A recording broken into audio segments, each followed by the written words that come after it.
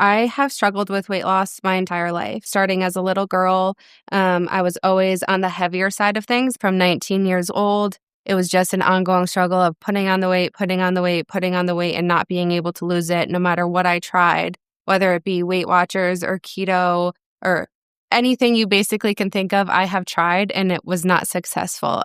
Considering weight loss surgery presents many questions and can be overwhelming until you understand the options and their outcomes.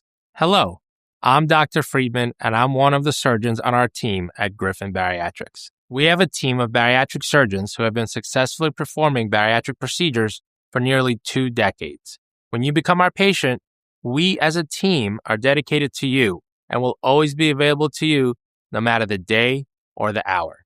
I'm thankful for Griffin's bariatric program because the hospital itself, phenomenal facility. The doctors that were here, the nutritionists that are here, everything went smooth. We believe that you deserve the personal attention from a team whose expertise is dedicated to those we serve. I cry before surgery. It's nerves, it's whatever. I just start crying. I'm not sobbing. It's just tears coming down. Dr. Friedman came over to me and I'm just still crying, and he just patted my arm and he goes, "You're going to be okay. This is going to go okay." But it was just that kindness and the compassion in the OR that I tell everyone that one just because it meant a lot to me. As a surgery center, we've worked diligently to become an accredited facility. What that means for you as a patient is that you can be assured that we've been independently evaluated and credentialed to be a high-level medical center. Accredited centers are recognized for maintaining successful outcomes, having shorter patient recovery times, and minimized complication rates. To maintain that standard, we are reaccredited regularly to assure that your standard of care is always a priority. Whether you're considering bariatric surgery yourself or you're walking beside someone who might be, welcome. I'm glad you're asking questions and are considering a surgery that will dramatically improve more than the numbers on your scale. Morbid obesity has become a global epidemic, and statistics in many countries all over the world have escalated. Those who struggle with obesity suffer more than just the problem of being overweight. The extra weight puts stress upon all the systems in our bodies and is directly linked to over 60 other medical conditions, including heart disease, sleep apnea, diabetes, acid reflux, high blood pressure, and surprisingly to many, cancer. The American Cancer Society says that the link between morbid obesity and several types of cancer is nearly as strong as the correlation that smoking has to cancer. It's important to understand that morbid obesity is actually a disease that involves not just your eating habits. It encompasses your brain, your gut, and your hormones. Our bodies get comfortable at a certain weight, and then our brains can send hormones to tell the body to remain at that weight, confusing the body's metabolism almost without regard to activity level. So no matter whether you're dieting, exercising, and watching calories, your brain can override logic, confuse your metabolism, and make your body hungry, consequently causing weight gain and also prohibiting weight loss. I was about 19 when my weight started to come on from the PCOS. And so I gained about 70 pounds in 2 months. I had gone to doctors. I had tried probably every fad out there to lose weight. It didn't matter what I did. I just couldn't ever lose it. It's clear that our bodies are not designed to handle excessive weight. So there are 2 questions to address if you're considering weight loss surgery. The first question is, are you a candidate? And if so, which procedure will offer you the best results for your circumstance? In order to be a surgical candidate, the National Institute of Health established guidelines for us to follow. Body mass index, or BMI, is a number that is calculated to help us to quantify the severity of obesity. Those with a BMI that exceeds 40 are considered automatic candidates for bariatric surgery. Patients with a BMI between 35 and 40 who also have an additional medical problem like diabetes, high blood pressure, or sleep apnea will qualify for surgery. Those numbers and guidelines offer us the ability to work with insurance companies for patients to receive insurance coverage for procedures. Once you become a candidate for surgery, it's important to understand that surgery is simply a tool that helps you accomplish your goal. Surgery will help you set the path to a new lifestyle, and those changes will render the results you're looking for. The decision to have bariatric surgery must be accompanied by a lifelong commitment to modification in eating habits, a commitment to a healthier lifestyle, and change in your relationship to food. You will need a support system, so having a family member or a friend or a support group that will walk beside you is critical to your accountability and your success. In the months following surgery, you'll find it helpful to be able to ask questions of other patients who have been on their journey longer than you have. So we'll encourage you to establish those connections. We came in for Dr. Friedman's seminar and for my husband, because he was diabetic. And once I saw the list, the migraines, the PCOS, the infertility, that I decided, wait a minute, I have all these things too. We figured if we did this, let's do it together. If we're going to change the way we eat, we're going to change the way we live, we're going to change how we work out, let's do it together. And it's a blessing that we did. 2 weeks before the surgery, we will have you follow a specific diet, consisting mostly of liquid protein shakes. Patients with morbid obesity tend to have larger livers, and consuming the foods we prescribe helps shrink the liver, which facilitates us in doing your surgery more easily. Each procedure is done laparoscopically using very small incisions, so postoperative pain is minimized. No matter the surgery, the way a patient loses weight is through restriction and appetite suppression. Restriction means exactly that. We've restricted the size of the stomach, which means that a smaller stomach limits the amount of food it can contain, thereby decreasing your caloric intake. Appetite suppression is a natural outcome of bariatric surgery because the surgery has an effect on your hunger hormone. Hormones are altered and will change your appetite, and you will eat less because of this effect. Malabsorption occurs only in patients having a gastric bypass because the procedure literally bypasses a portion of the stomach and small intestine, affecting the absorption rates of nutrients.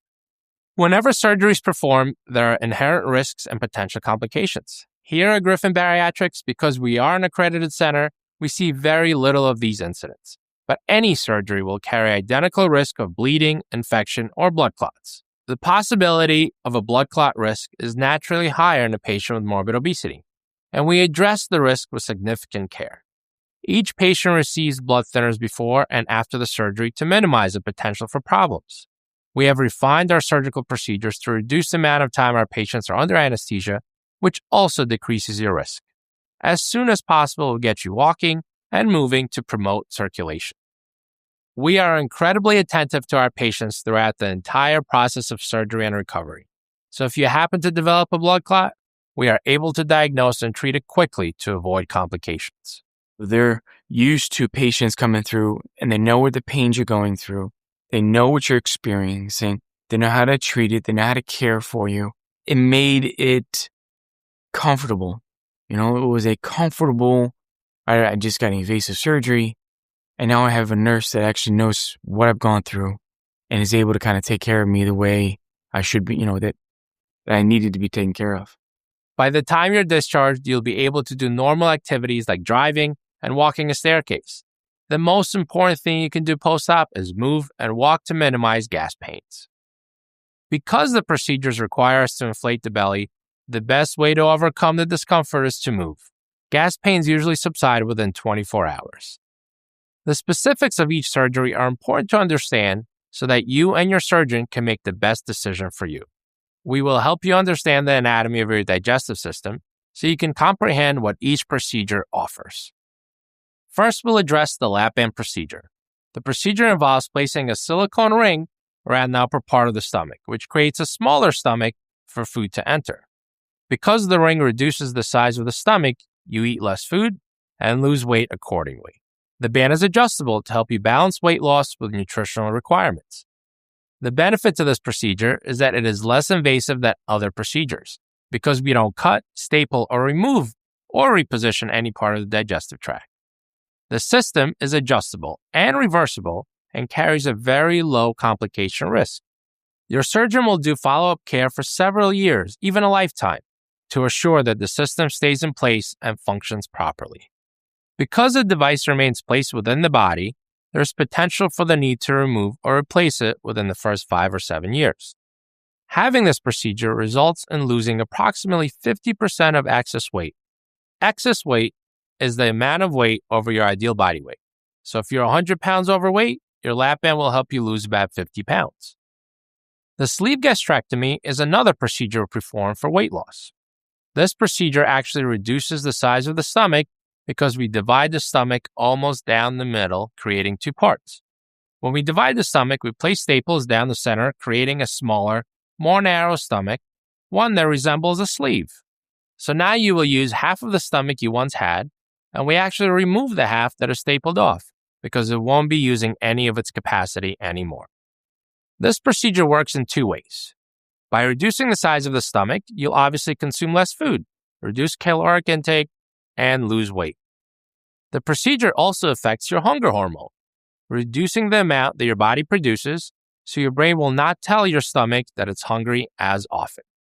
A decreased appetite paired with a smaller stomach results in successful weight loss. This procedure provides the greatest potential to tolerate a wide variety of foods because it allows for normal digestion and absorption of nutrients. The way your body processes and digests food is not interrupted because we're keeping the digestive system intact, allowing the stomach to remain connected to the small intestine where nutrients are absorbed. The procedure is irreversible, and your success depends on the discipline to control portion and types of calories consumed, so not to stretch the stomach back out or confuse the body by continuing to eat a high-carb diet. Approximately 70% of the bariatric procedures we perform include the sleeve gastrectomy. It's incredibly successful. You can expect to lose 50 to 70% of your excess body weight. Each procedure comes with different risk factors. The potential complications that we watch for are leaks, strictures, and reflux. A leak may occur where the staples have been placed, which means that the contents of the GI tract are leaking from the stomach. It is extremely rare for this to occur because we reinforce the staples with sutures or a special material so you have a double barrier to leaks. If one were to occur, we would repair the leak surgically. Another complication we watch for are strictures. A stricture is simply a narrowing of tissue, often caused by scar tissue as healing occurs.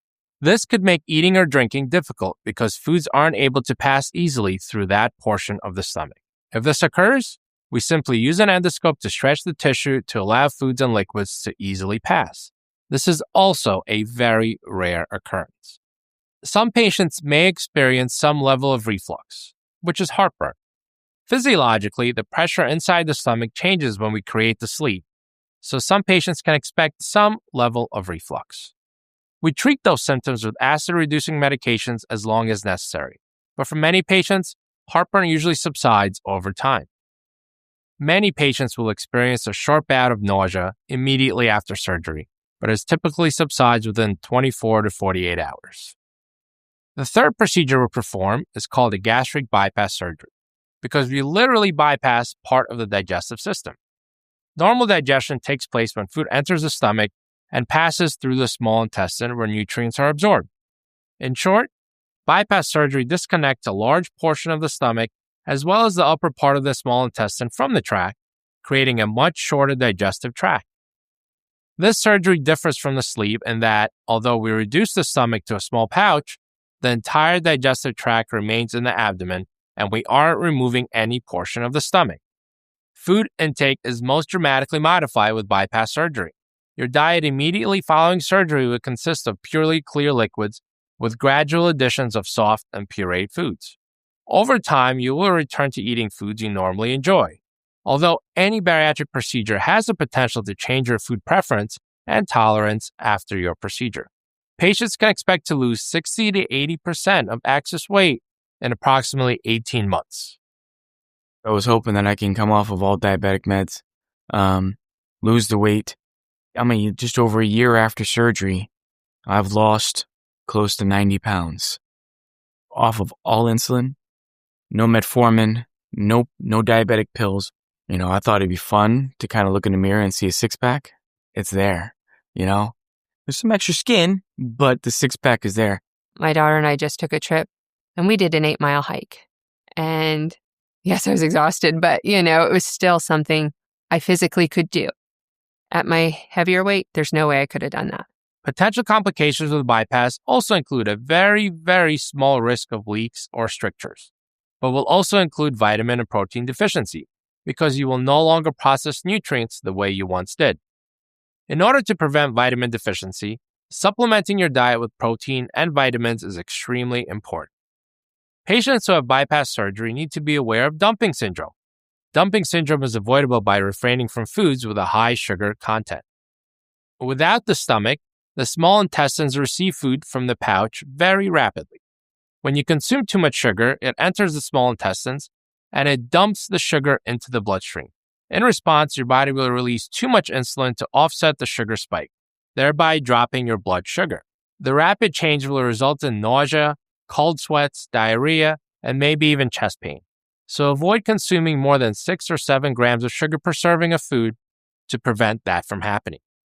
One last potential complication with bypass surgery is an internal hernia, because we virtually reroute the digestive tract. There are new spaces within the walls of your digestive tract that could potentially cause herniation. It's extremely rare, but if it does occur, a simple laparoscopic procedure will repair it. Your choice of surgery depends on your age, health, goals, and other diagnoses. This video is meant to serve as an overview to the options you have with bariatric surgery. Your surgeon will discuss each procedure with you and develop a personalized plan for your needs. Curing morbid obesity through surgical intervention isn't just about weight loss. We're interested in seeing you at a healthy weight, but we're also concerned with curing diabetes, reducing the risk of heart-related illnesses, remedying sleep apnea, improving blood pressure, and seeing so many other benefits of substantial weight loss. 95% of our patients not only report successful weight loss, but also have an enhanced quality of life. Many reduce or stop medications they've taken for years because they correct or are cured of other health conditions. Today, they're able to do activities they only once dreamed of. I haven't ran in probably since I was in the military when I was 18. I get on the treadmill and I can run now. No shin splints. I can actually jog and it feels good.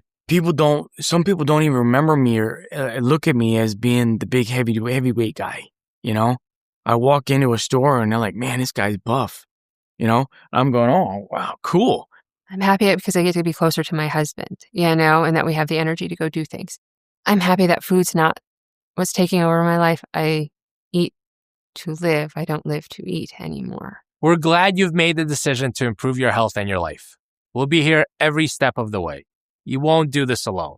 And we are so glad you chose Griffin Bariatrics to help you. Thank you for entrusting your care to us. We're committed to your long-term success, and we look forward to the journey.